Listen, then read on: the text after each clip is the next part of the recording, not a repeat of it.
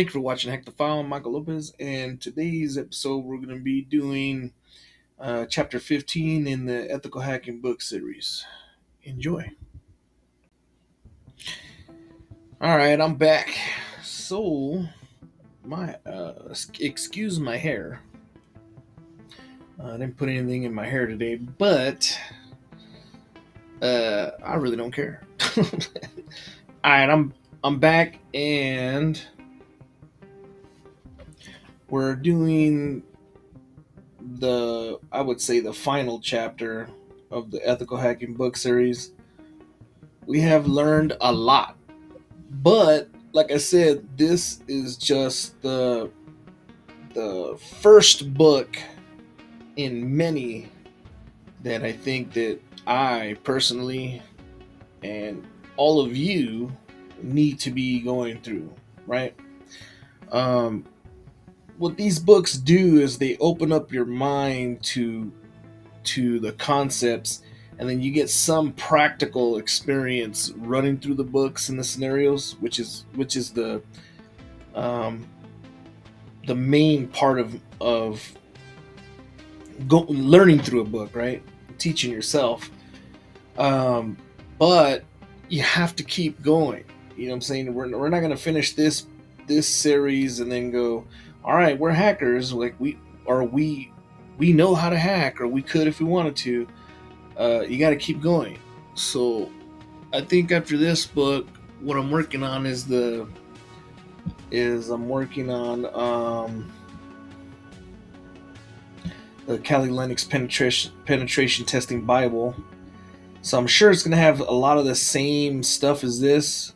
So it'll give me a chance to run through this even faster, but repetition. Does that make sense? So now we'll have repetition and we can build on that. And then meantime, we're doing the Kali Linux applications that it has, and then we're doing a lot of other stuff in between that'll keep us doing repetitive things over and over again. And I think that's very important.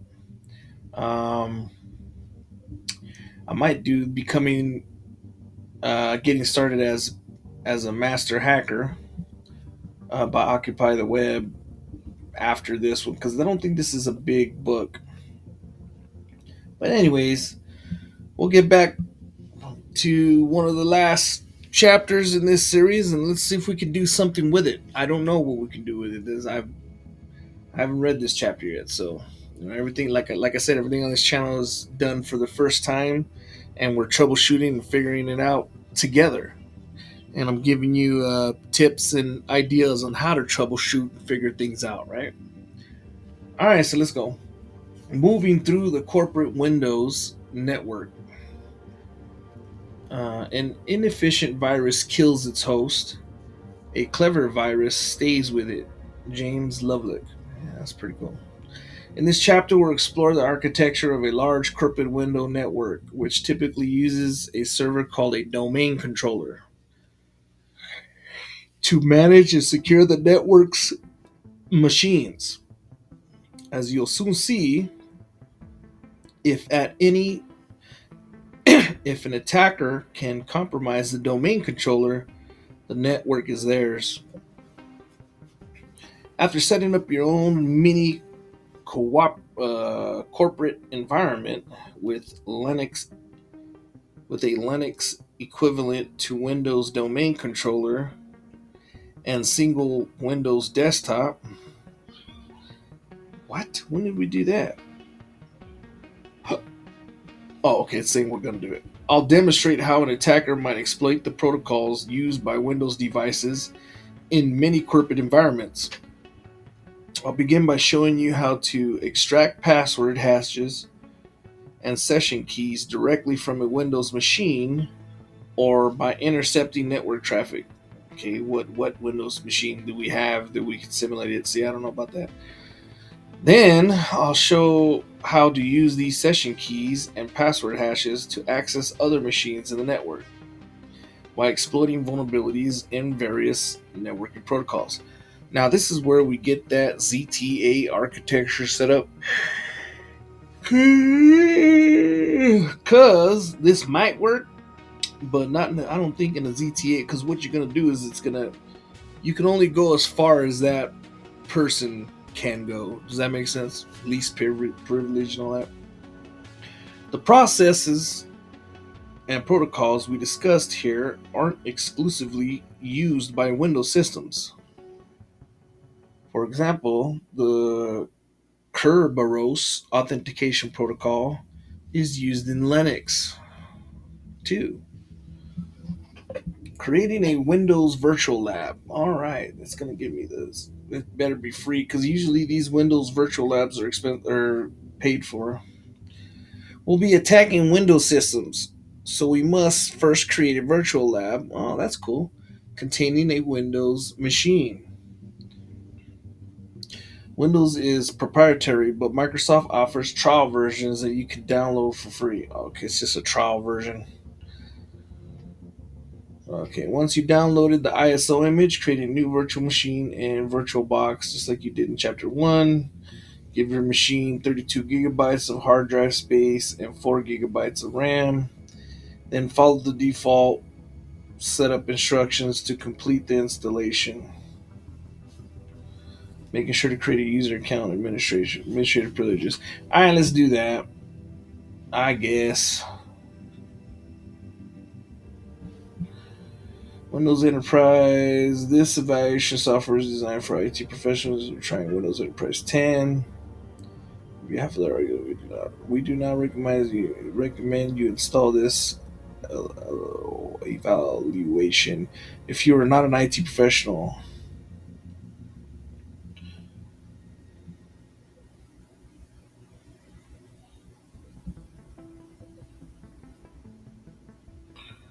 Okay, I'm trying to find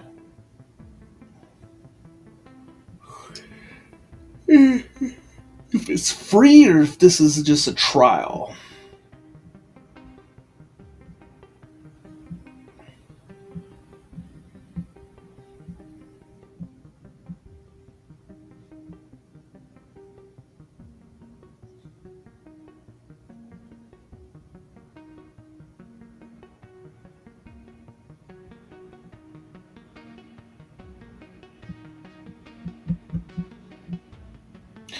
Let's just do Windows 10 Enterprise. I mean, it doesn't matter. Download the ISO Enterprise. Download the ISO. Yeah, let's just do this basic one. Okay, Windows 10 Enterprise Designer Alarm. Okay, Advanced Protector. Okay, Windows 10.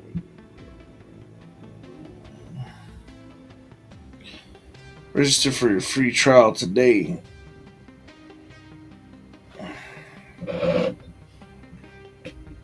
Alright, I'm going to register for this and then I'm going to pause it. Alright, so we downloaded that file. I just did Windows 10, I don't care. Now we'll add something on here.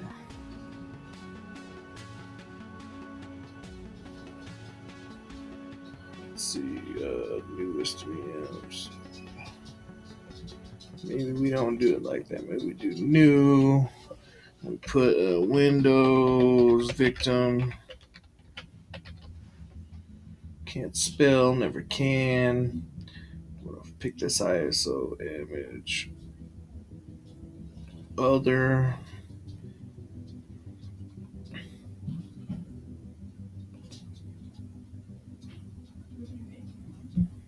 All right, before we do this, I think maybe we have to.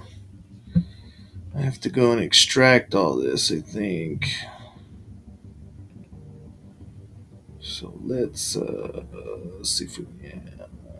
Virtual box.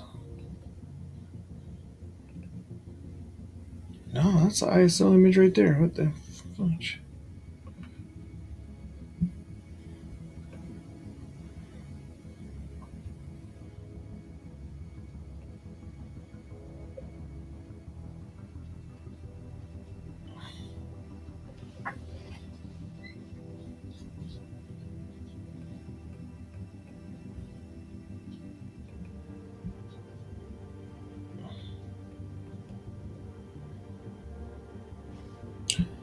That's weird.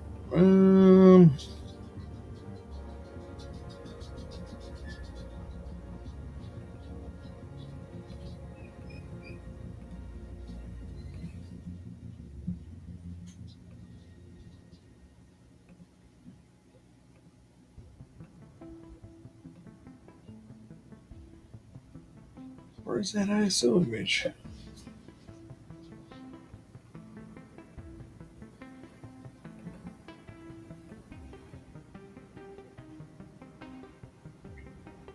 Man, why is that not in there?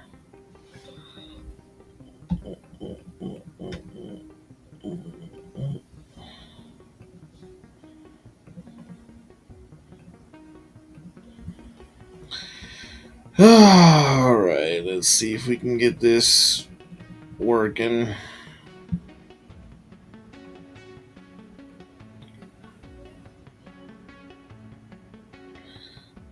I don't know why it's not seeing that. Where is those? I don't see no PF sense either. Is that not the right? Let's see. New.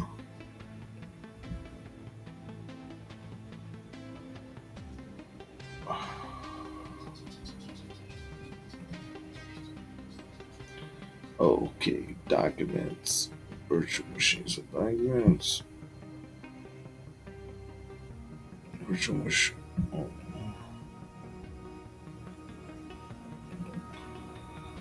Newest VM. New VM. Newest VM. There you go. It's in the wrong directory. Open. Call this Windows. Victim. Okay.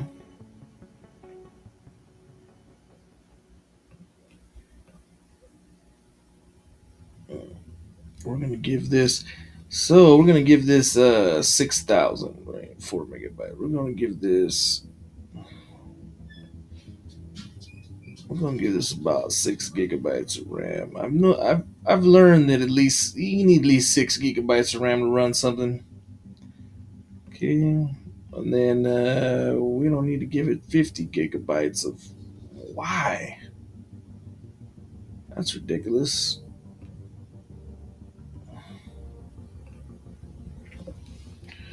You usually give it the default, so apparently it wants 50. All right, now we got our Windows victim, at least for probably a 30-day trial. Let's go ahead and run this and see what do we got to do to set it up. Oh, Mimi Cats, huh? Nice.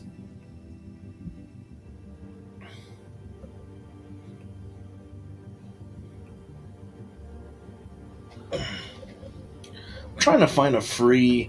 I mean, you can get free VMs of like Windows 7, right? But upgrade, install Windows and keep files. Yeah, it doesn't matter.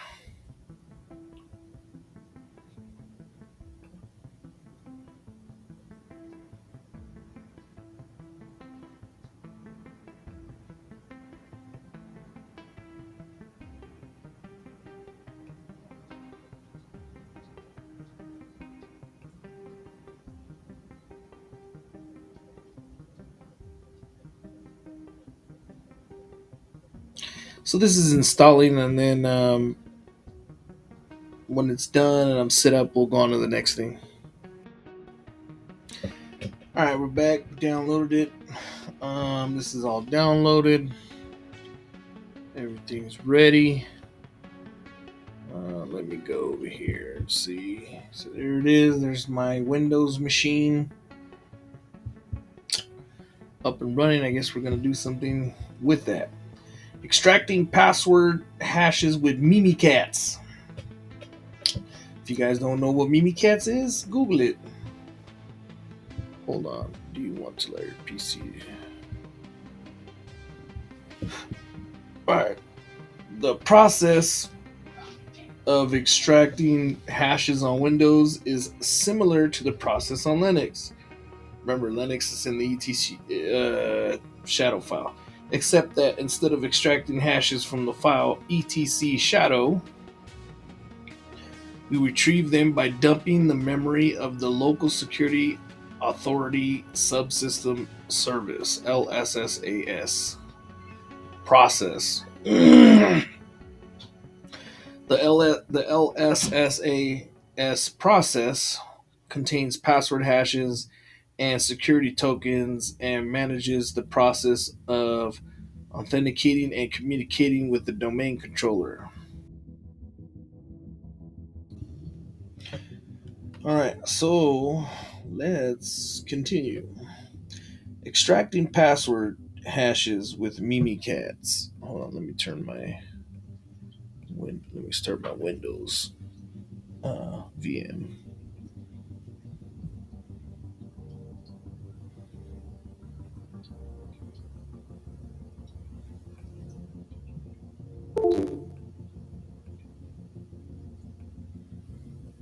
All right. The process of extracting hashes on Windows is similar to the process in Linux, or I think I already read this. As with okay, the LASSA process contains password hashes, security tokens, manages the process for authenticating and communicating with the domain controller. As with Linux, you'll need administrative privileges to do this. Although you can use search exploit to find local privilege escalation vulnerabilities for Windows. For simplicity, we'll assume that you've compromised the user and admin privileges, or we're an insider threat, and we have maybe admin privileges. I don't know. Still, it's a good practice to keep a list of fresh privilege escalation vulnerabilities in your toolbox for use in real tests or attacks. To dump the credentials, we'll use Mimikatz, a program that contains a collection of tools to help us extract hashes from the LSSAS process memory. You can manually dump a process memory by opening the task manager, Control Alt Delete, right clicking the process, and then selecting Create Dump File. However, Mimikatz automates this process. On Kali Linux, you can download the precompiled executable at Mimikatz. However, because the tool is so popular, many antivirus systems will detect it, and Windows signature detection algorithm will delete it immediately. Thus, you probably want to obfuscate the strings and the binary. Use Metasplitables MSF encode to command the encode the executable with SGN as discussed in Chapter 10. You can encode the Mimikatz executable on Kali Linux by running the following command. So hopefully I have Mimikatz on my Kali Linux. But let's run this command and see. If not, we're going to have to get Mimikatz on here. So let's open.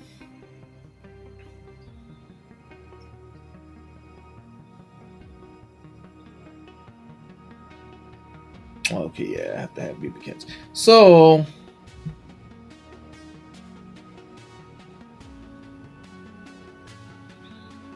crap. It's down. Let's see if let's see if we have Mimikatz.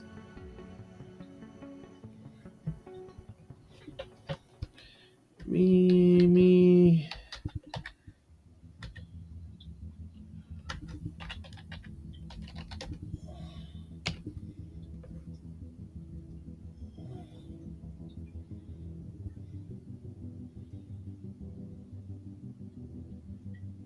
Man, looks like we have Mimikatz.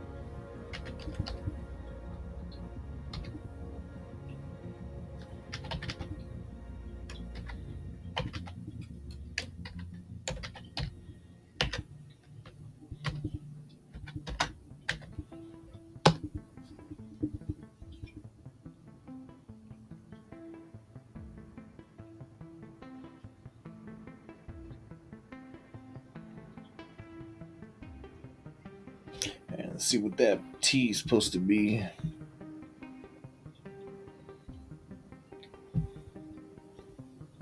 It says invalid command line option provided minus console options.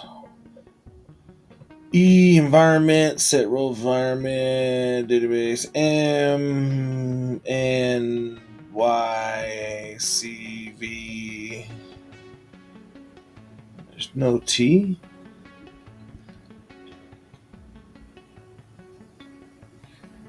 What is T supposed to be? Okay, so T MSF console. MSF encode. Ah, wrong one. Let's open it up a console or something else.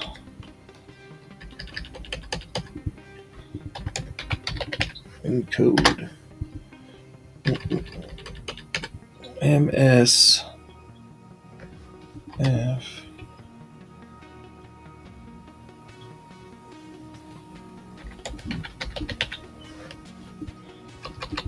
So I probably have to have the console open.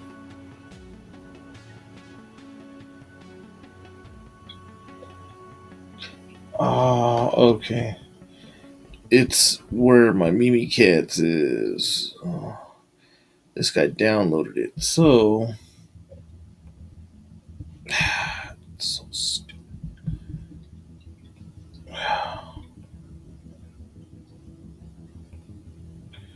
No. Let's see. Right here.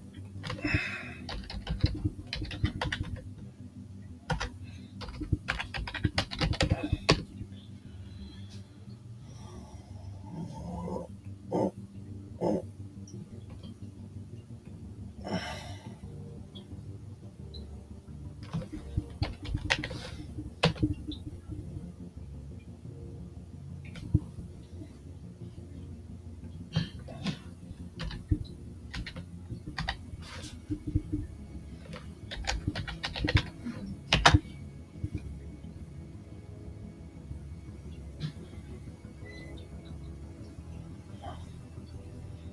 Encode?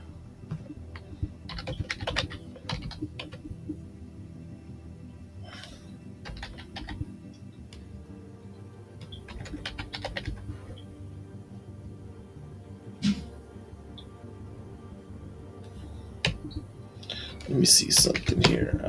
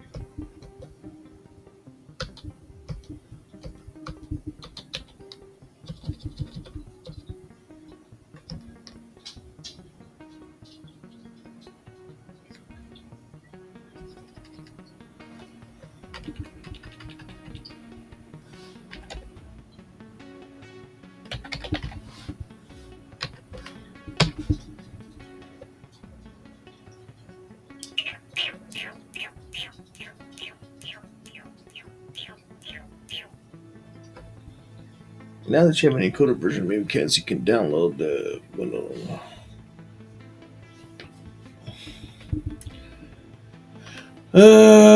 Let me see.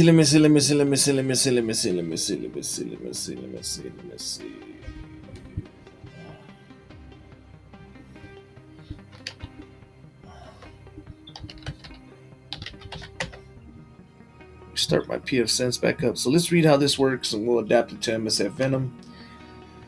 So this says download, MSF encode. This is deprecated. They no longer do this. So we're not going to do that, but we're going to see what it does. And we're going to see if we can simulate it or if we can skip some steps or whatever and just use MSF Venom. Now you have now you have an encoded version of MimiCat, so this is just encoding it. You can download.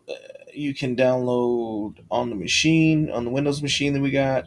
We can't directly copy the encoded Mimikatz executable from our Kali Linux virtual machine to our Windows virtual machine, so we have to transfer it over to the network. As in previous chapters, by starting the web server on Kali Linux, downloading the file into the Windows machine. All right. Let me see. Okay, let's do, like I said, we're gonna do MSF Venom. So let's open this. Venom. So MSF Venom. Alright. Now we're gonna go -P Windows / interpreter. God, I hate spelling that. Reverse TCP, which sets up the reverse shell or whatever. Reverse TCP. L host. So the listening host is gonna be this IP. Let's go here.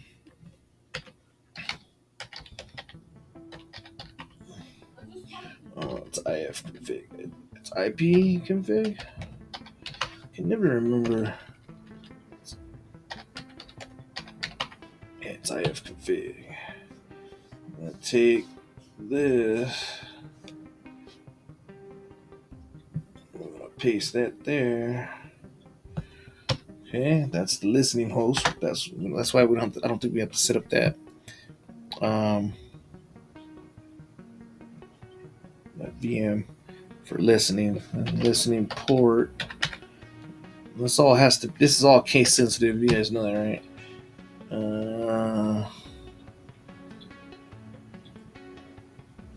What's the listening port gonna be? 80. What is it usually? 80? No, 80. Fuck. Oh.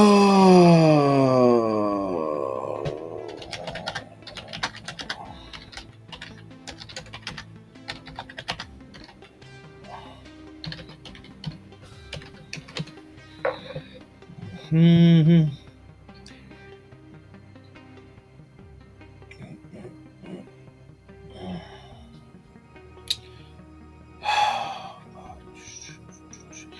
What port? Port.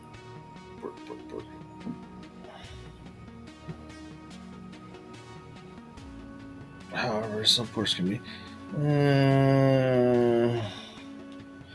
TCP.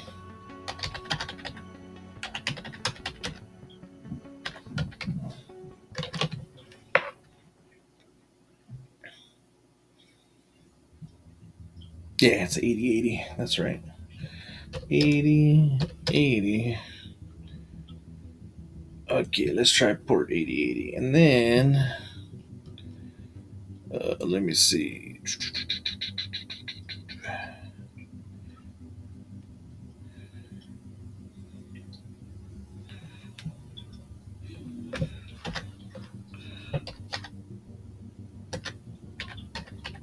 XE-X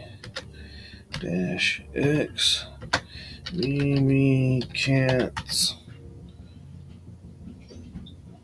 .exe -E x86. Live long and prosper. Yes, Spock. I will.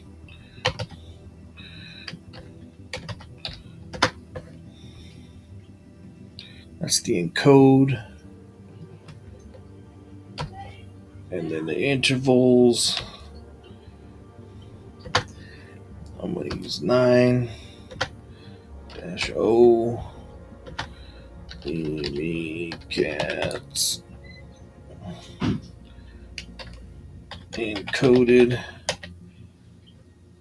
.exe. All right, let's see if that works.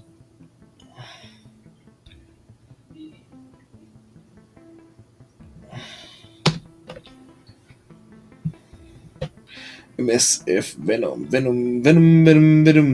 No platform was selected. Choosing MSF module platform Windows from the payload. No ARC selected. Selecting ARC 86 from the payload, found one capable encoders. Attempted to encode payload with 9 iterations of Shikata Gaidai. Success. Success.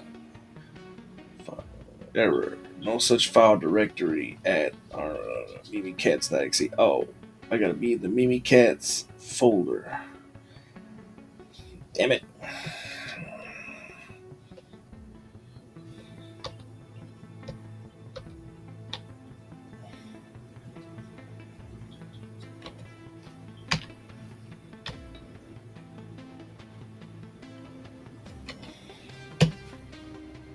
There you go.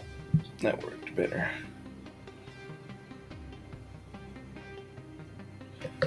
So we're gonna look for this one, right? Shit.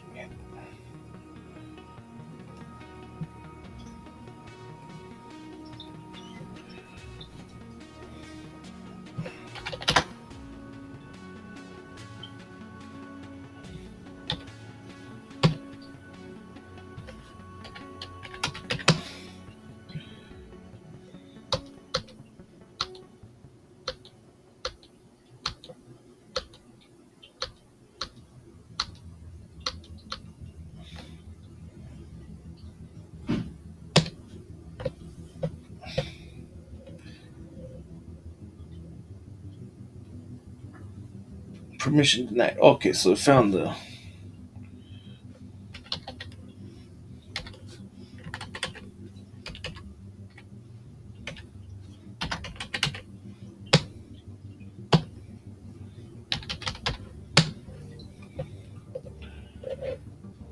Okay, there you go. Alright, so now it worked. Okay. So if you don't know what I did was I put in, read your prompts is all I can tell you. So my prompt said that it could not find. Well, let's read this one first before I get ahead of myself. No, play. Okay, so this is choosing payloads and all that stuff. Attempting code 9 iterations, succeeded. Shikata 9 chosen with final payload file size saved as mimikatz encoded.exe. So this is our encoded. Um, what were we encoding? What the heck were we encoding?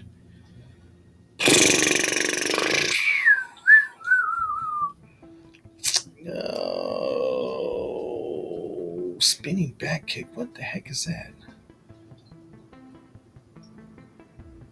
Yeah, we're encoding the mimikatz.exe file. Okay, now it's encoded. Does that send that over? Why is it listening then if it doesn't send it over? Anyways, then I was trying to encode it using MS Venom. I had to find the mimikatz encoded.exe file, so I used the find file type. And if you don't know the commands, you could just look it up. I looked it up right here, and it said just use find, and then the type and the name and all that. Oh, and then I gripped mimikatz.exe, all that other stuff like the other stuff that I had on the grep, like the doll, the dev doll. All that does is takes the permission denied and puts them to null, so they don't clutter up my. Because the first time it was saying permission denied, it just gets rid of all that. Anyways, it just gives you a clean one. So okay, so now I've got this encoded, and it should be right there where the mimikatz is, right?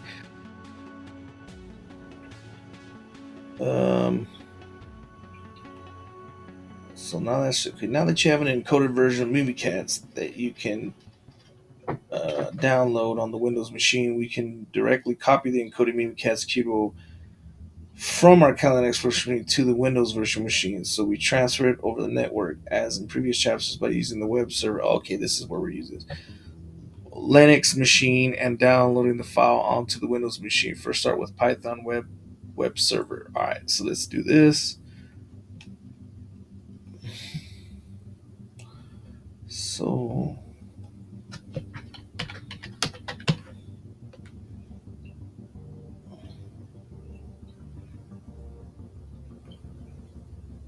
oh maybe that connected it. I don't know. Let's just do it this way too.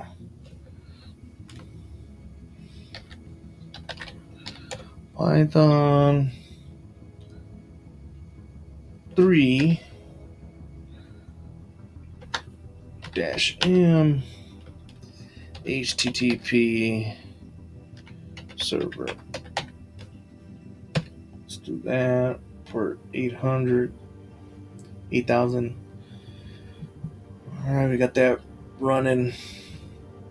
Access the server and download Mimikatz encoded.exe. So that's going to be the one we just did onto your Windows virtual machine. Now let's extract the password attributes. So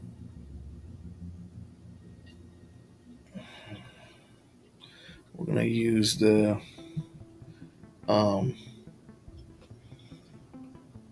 we're going to get onto the Windows machine and we're going to get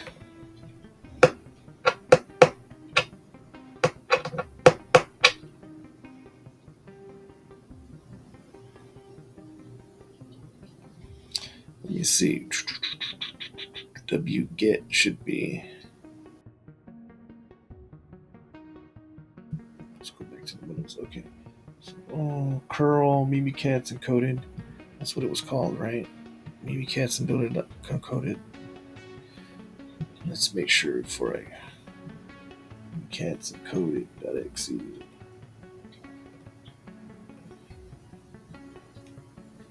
Mimikatz encoded.exe. Perfect. Okay. Let's see. 102 HTTP address. Oh, I'm gonna go here. Port 88. Then I'm gonna go here and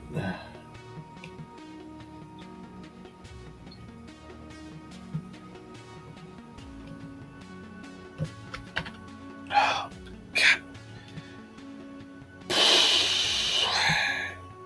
just gonna have to user share Windows. I copied and pasted this because I don't remember.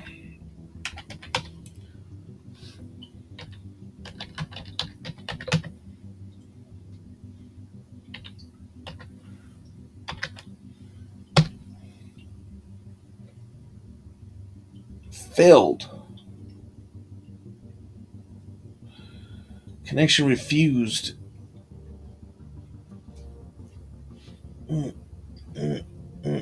Okay, so now guess what? Guess what I was doing wrong. You probably already caught it because if you're paying attention, you probably caught it, but I didn't catch it because I just didn't catch it. But now I know. So, all right, let's go to the Kali Linux machine. So what I did was, it kept saying permission refused, right? So I changed my port settings and all that. I changed the firewall and all this crap, and it still didn't work. And so what I did was I used curl from my Kali box just to see if I can connect to that server. So it's curl your HTTP localhost, right? Port 8080. Um, I was using port 8080 on MSF Venom. That's why I kept saying port 8080 because I don't know why I had that stuck in my head. So I was typing that into my Windows too, port 8080. And it was originally port 8000, my server. So you got to pay attention to stuff like that. That's, little stuff like that will get you going down a whole rabbit hole. But I would recommend checking, your ports and stuff. Luckily, I didn't go down a rabbit hole. I basically I checked my firewall settings, allowed that port, and then that's as far as I went. And then I was like, well, I'm going to check to see if I can even connect to this. And I typed in port 8080 for some reason. It said failed to connect to localhost, right? Port 8080. And then I looked over here at the Python that was running. It was port 8000. So of course it's not going to connect. I'm trying to connect to the wrong port. So then I just stopped it and I said, instead of changing the code on my Windows, I just said, I'll just change this to port 8080. So it's Python HTTP server 8080. And so I set it up on port 8080. Might as well, right? So then I checked it again, curl localhost 8080, and then it connected, or it showed me what was in there. So now I know I can connect to it. It's set up right. It was just a port. I was putting the wrong port, and I was using that one because of the stupid MSF Venom when I first ran it to create it. I used that port, which we're gonna get back to that MSF Venom because I'm sure. Uh, I don't know. Anyways, we'll go back to that MSF Venom too. I didn't. I did it right, but I'm kind of confused on some stuff. But anyways, stepping forward with this method, the way the book shows it, using the server reconnected. So now I went back to Windows and ran that curl from Windows again, and since it was already set up for port 8080, and it downloaded it. Now I'm gonna try to do this again because I want to see if it tries to download it again, and it might download a different copy. But watch what happens when I do that. So you get that Windows virus and threat protection. Threat found Microsoft Windows. So Microsoft Windows, even though it's encoded, okay, it Windows Defender is catching it, right?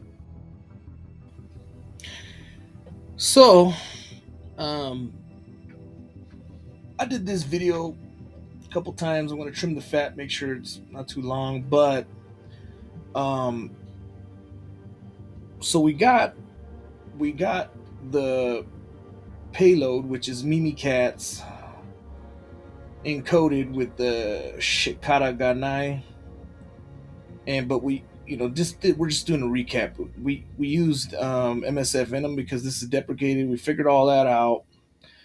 We got the Python server in our directory to pull um, to pull the file over to Windows, but is um,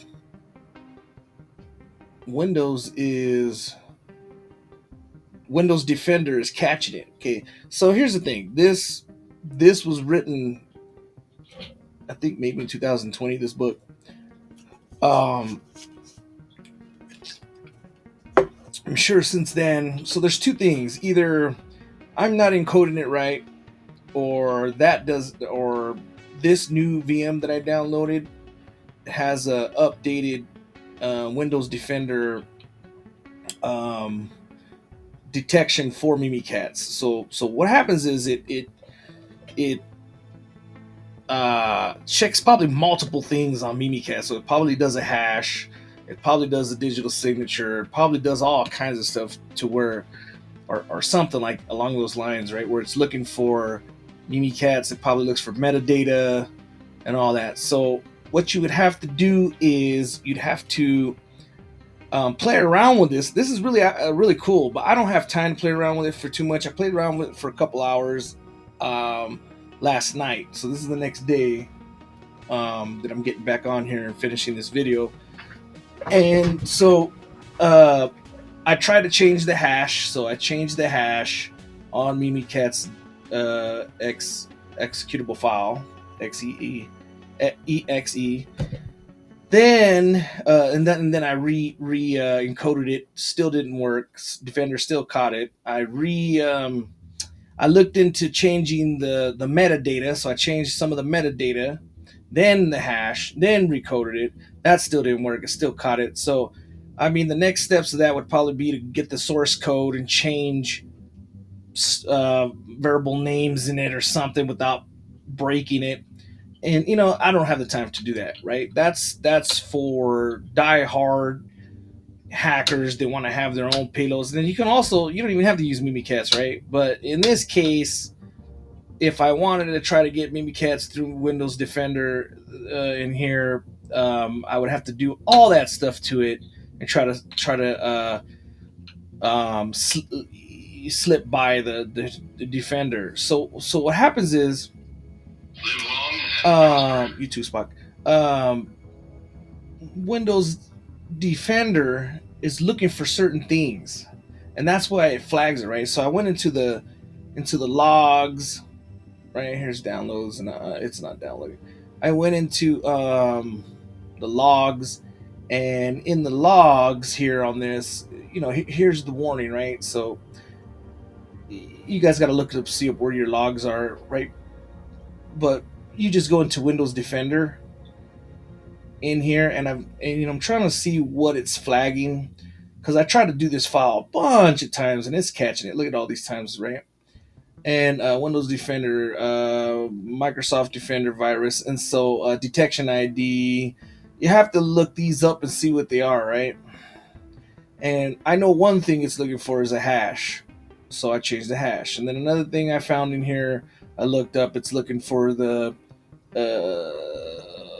I don't know, something else I couldn't remember. Anyways, but this is how it's flagging it, right? And you could do that and spend a lot of time and have fun and try to get it past this. You know what I'm saying? I'm sure other hackers have, and they know exactly what to do. I don't, but I was just trying to figure it out myself for a couple hours last night. I got burned out. I was like, I don't care. So, but for if you guys want to do it, you guys can set up the same, follow the video, set up your you know, set up your Windows VM or whatever, and then you guys can try to run and get Mimikatz through Windows Defender, right? And that'd be fun, right? That's fun for you. Then you know how to do it. It's like, I know how to do it. At least I know how to do it now. But I was looking at all the logs and stuff, and it looks like the next thing I would try is I would try to, like I said, I would download the source code from GitHub, and then I would go through the source code and I would change enough of it to where it's not Mimikatz. Maybe make a clone of it. I don't know how big the source code is. Maybe you could make a clone of it of your own and call it something else and change most of it. But maybe it's looking for certain algorithms. I don't even know. So that's the next step I would try, but that's going to take too long. So let's just. So for now, what to keep going in the book. Okay, what I want to do is I want to just I want to yeah. See, I was asking. I was looking up stuff. So what I want to do is now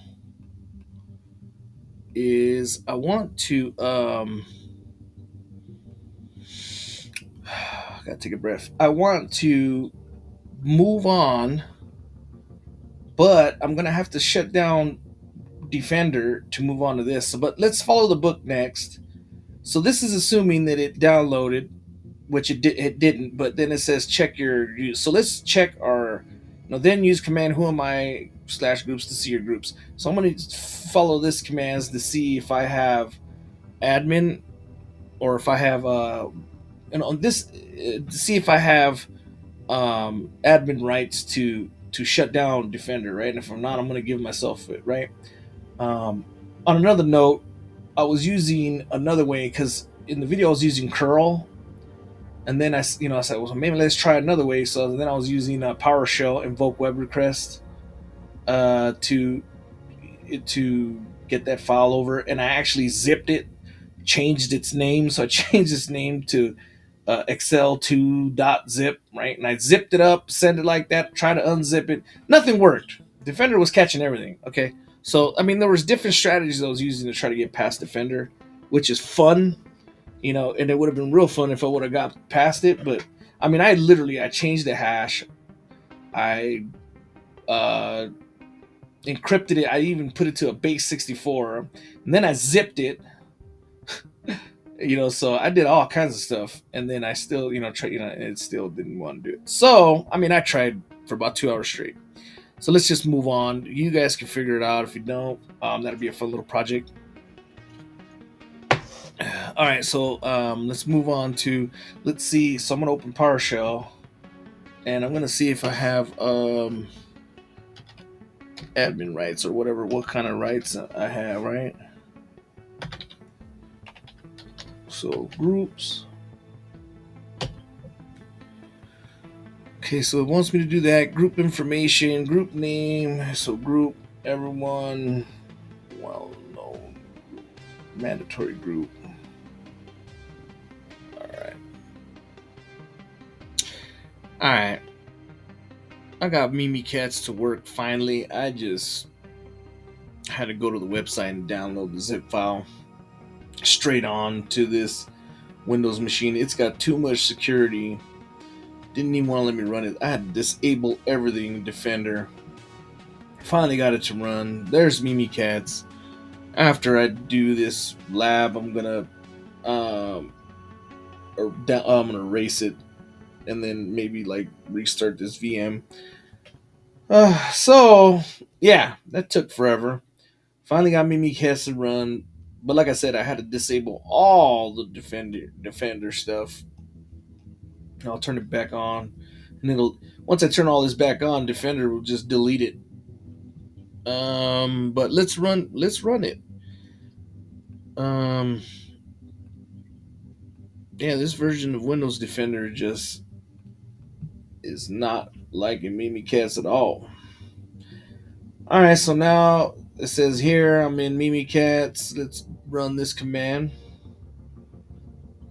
Okay, the privilege debug, and then let's run this one. So let's see.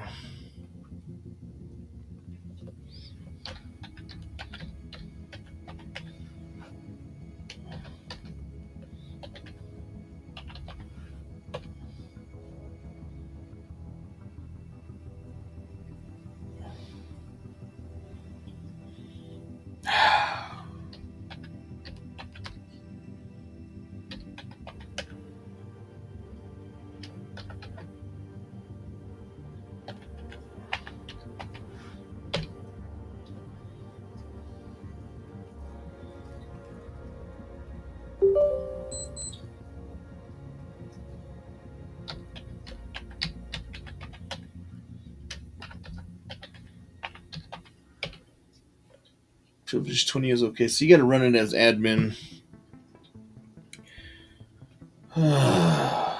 So this was just a lot of troubleshooting. If Mimikatz successfully gets debug privileges, you will see a OK message for best results. Run the Mimikatz process with admin privileges. This is because a process with administrative privileges will also be able to get debug privileges. The Mimikatz tool supports several modules. For example, the Secrosa module allows you to extract hashes from memory. Notice that Mimikatz has extracted the SHA-1 and Windows NT LAN manager hashes passwords. In some cases, the LSSAS process will also contain plain text passwords. Tools like Credential Guard will help protect the LSSAS process from credential dumping attacks like these. However, even in those cases, Mimikatz can still capture credentials that the user enter after the system has been compromised. The Mimikatz tool is also included in the Metasploit framework. However, Metasploit won't always have the most up-to-date version. Still, you could dump the password hashes on the Windows system by running the following command: load Mimikatz interpreter. Now that you have The password hashes, you can just try to crack them. Alternatively, you can use them to log into other machines on the corporate network, exploiting the Windows NTLM manager protocol in a pass the hash attack. Passing the hash when it's a man. Okay, we're gonna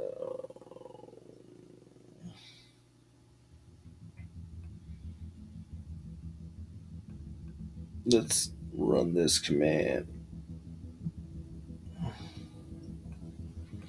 Let's see what happens.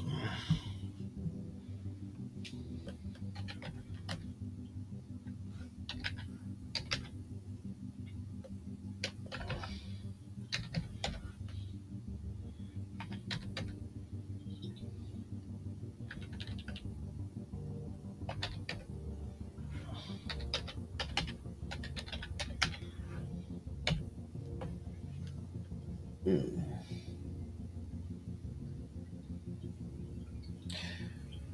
Privileged model, terminal model, miscellaneous Windows, Minesweeper.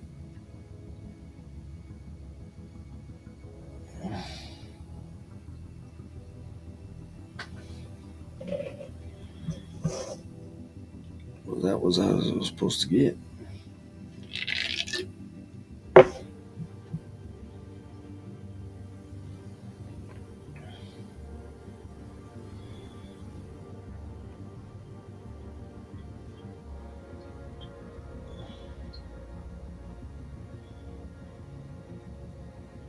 Yeah, I spelled that wrong.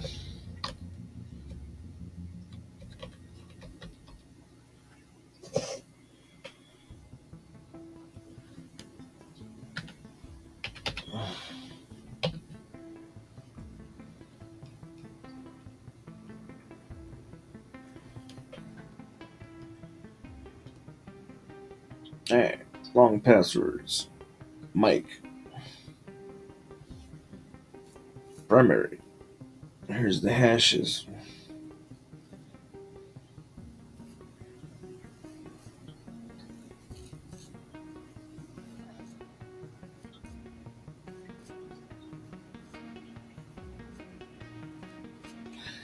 That's nice. Then you can take those hashes and you can try to crack them different ways. You guys should know how to do that.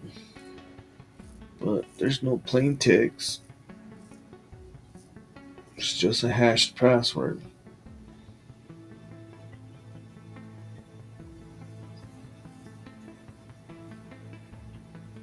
SHA-1.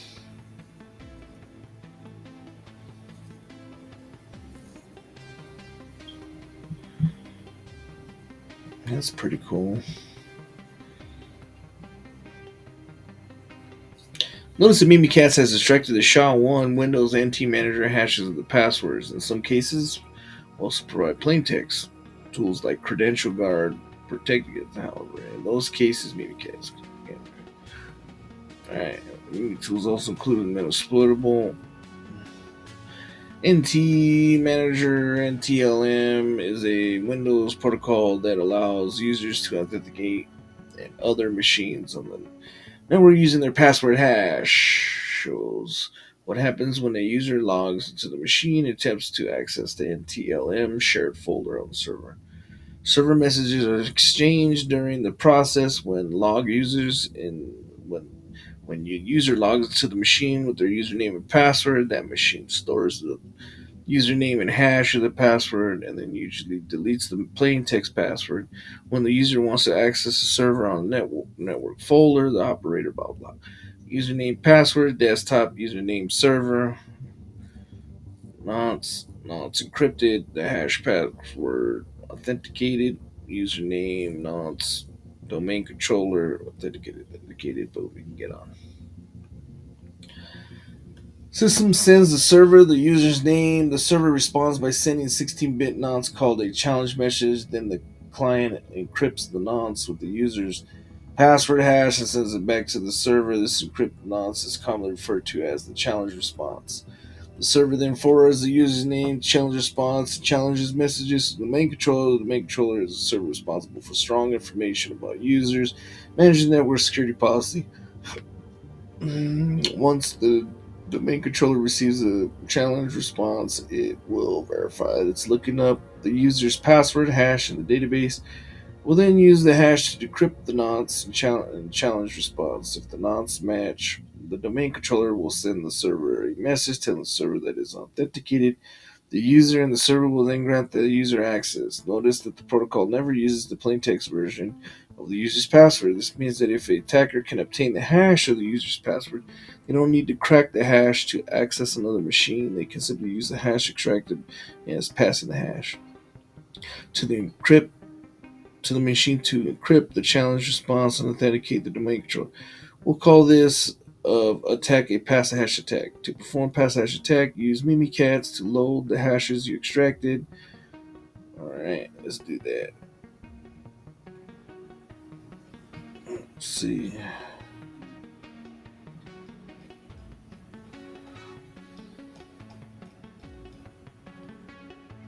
Mimikatz.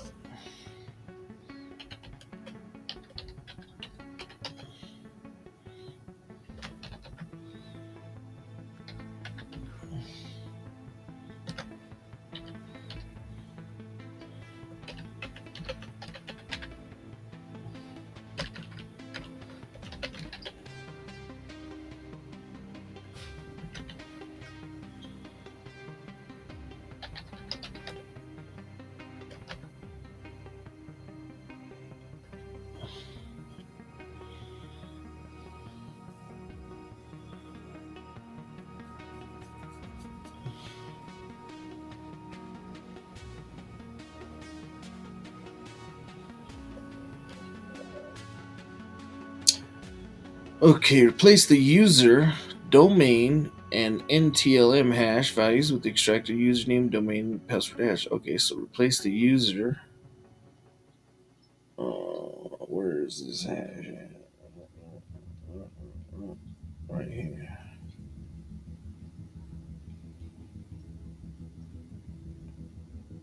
Mike.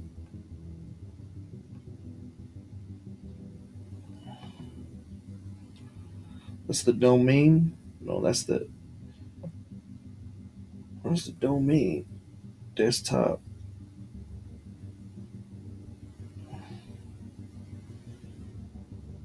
Windows Manager.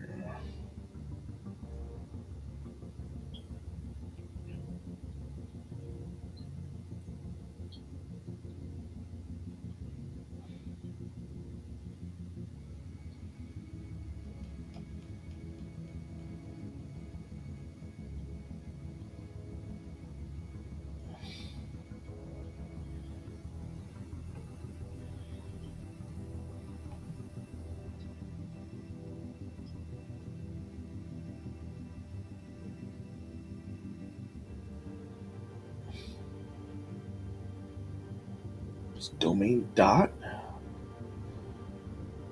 We're gonna have to play around with this a little bit. Ridiculous.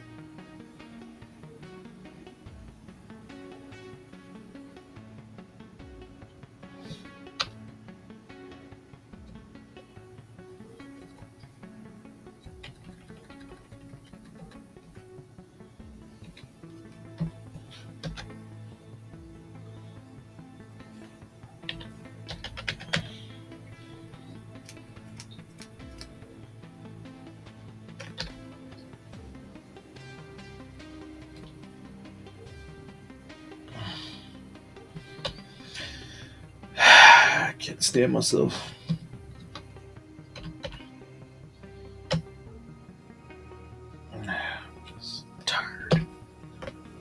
What it do?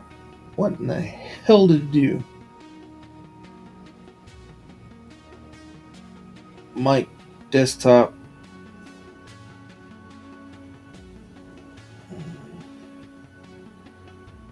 Log me into that guy.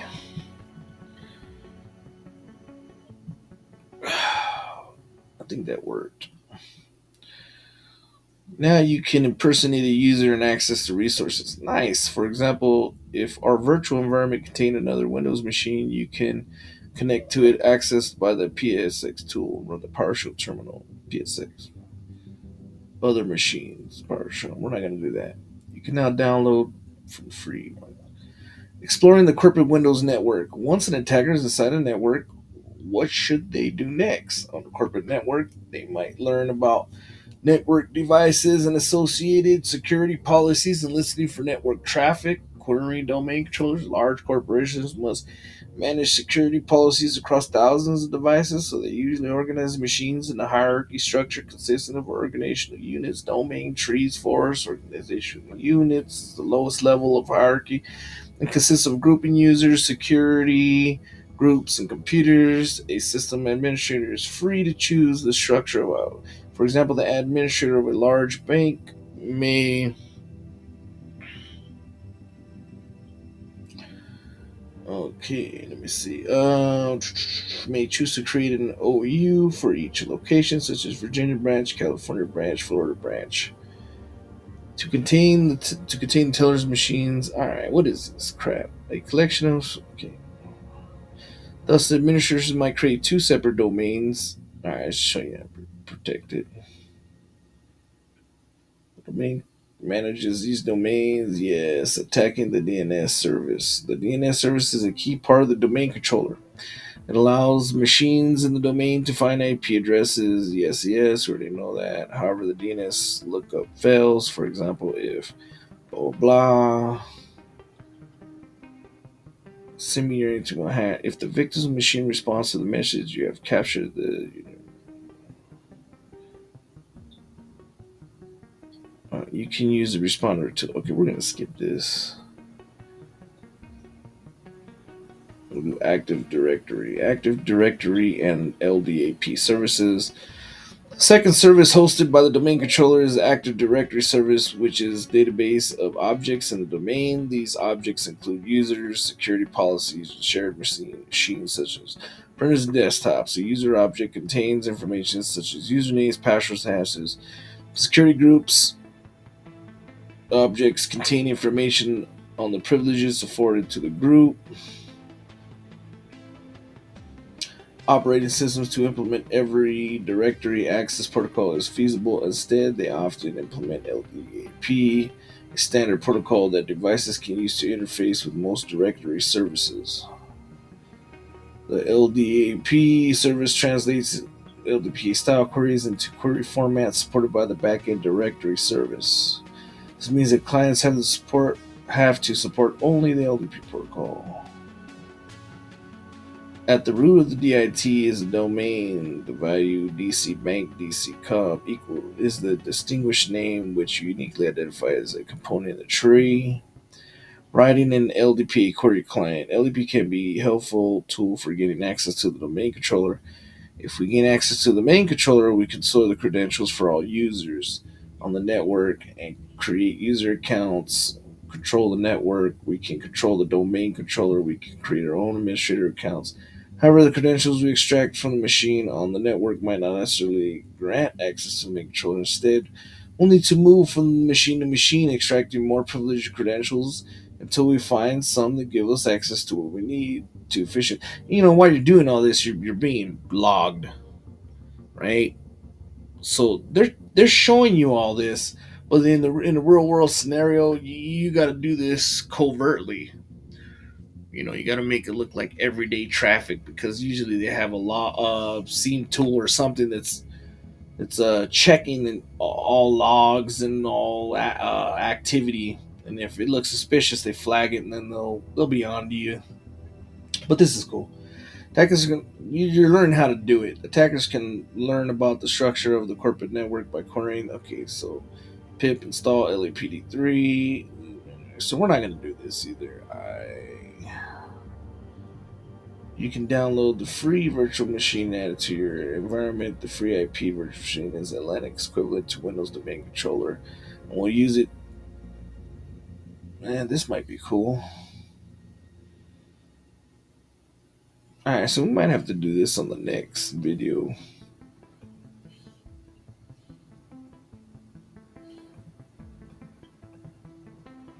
So we'll finish this on the second video. Set up a domain controller for free on our Linux, add another one, and just mess around with a domain controller. That'd be fun. Let's do this on the next video. Let's cut this into two videos. And we'll stop here. Alright, that was HackTheFile, and I hope you learned a lot. I know I did. And I'll see you on the next video. Have fun.